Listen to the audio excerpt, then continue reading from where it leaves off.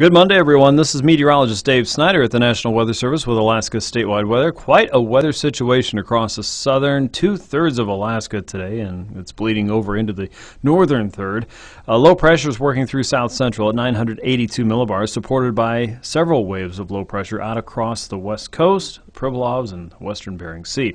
A very deep southerly flow at a large part of the atmosphere over the Gulf of Alaska and southeast, and parts of southwestern Alaska, supporting a tremendous warm-up across some of the southern coastal areas where rain and snow has been pounding through south central. Several inches of snow around the Valdez area, heavy rain at times around Anchorage, and snow falling across some of the western parts of Alaska, where blowing snow is also adding to poor visibility. The strong winds are making their way up through the middle Tanana Valley, and high wind warnings are in effect right now for the upper Kuskokwim through the Alaska Range, the Denali region, and the Deltana and Tanana Flats country. A lot of that has been making roads slick around the Fairbanks region, so be careful as you travel there tonight. Snow showers will surround the middle Tanana Valley, but it doesn't look like snow is a big threat for you. Instead, the mild weather will continue with periods of snow and snow showers around the region. Temperatures getting close to freezing around the Anchorage metro area, with rain falling across a large part of southeast, and another band of warmer weather shifting northward as we head into Monday night and Tuesday.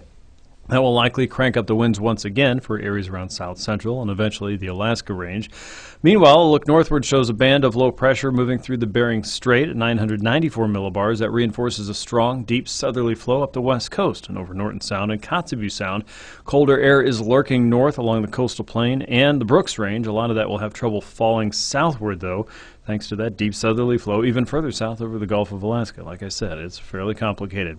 Low pressure across the southern Bering at 993 millibars will pass over St. Paul and St. George, likely adding periods of rain and snow there. Colder air lurking around the Gulf of Anadyr out west will drop southward toward St. Lawrence Island, encouraging a better chance of snow over the north and western communities of Alaska as we get into Wednesday.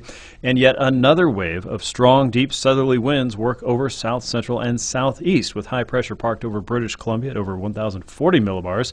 Another wind event could be shaping up for south central and the Alaska Range as we head into the midweek, with rain expected to continue in parts of southeast. With Alaska statewide weather, this is meteorologist Dave Snyder.